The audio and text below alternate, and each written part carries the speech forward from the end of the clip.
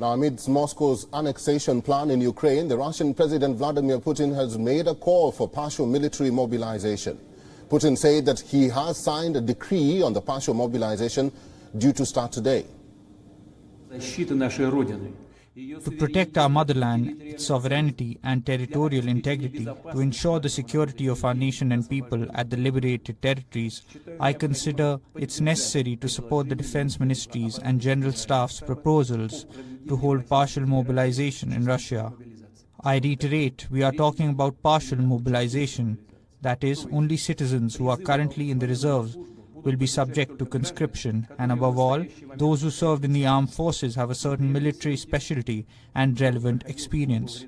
Conscripts will have to go through additional military training based on the experience of the special military operation before departing to the units.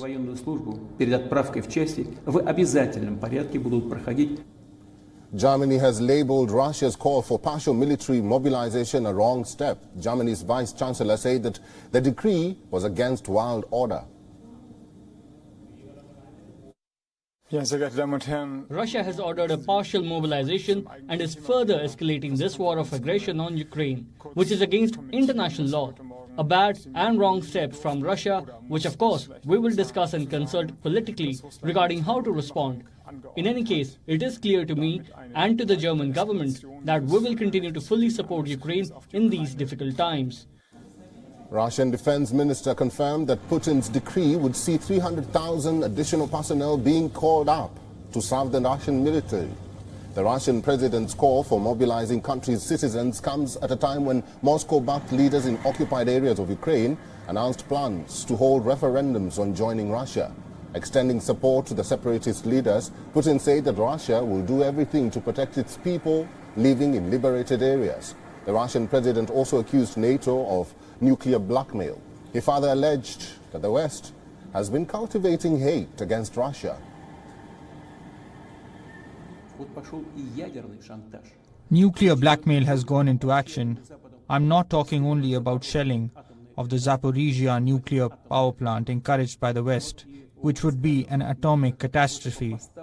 I'm talking about statements of some high-ranking representatives of the leading NATO states about the possibility of using nuclear weapons of mass destruction against Russia.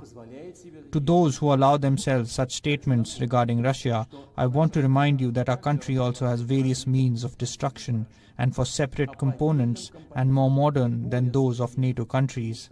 And when the territorial integrity of our country is threatened to protect Russia and our people, we will certainly use all the means at our disposal. This is not a bluff. Now on Tuesday, parts of Ukraine that included eastern Donetsk, Luhansk, parts of Zaporizhia, currently under Russia, and South Kherson, announced their bid to hold referendum to join Moscow. Now, according to Russian media, Kherson, Donetsk and Luhansk People's Republics will hold the referendum between September 23rd and 27th. Ukrainian President Volodymyr Zelensky had condemned the move and thanked allies for their support. Я дякую усім друзям і партнерам України за сьогоднішнє масове, принципове, тверде засудження намагань Росії розіграти чергові псевдореферендуми.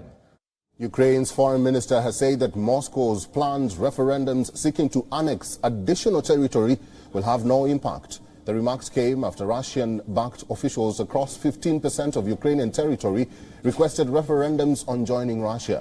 Ukraine's allies, including European Union and United States, were quick to respond. The bloc and the United States have said that they would not recognize the referendum.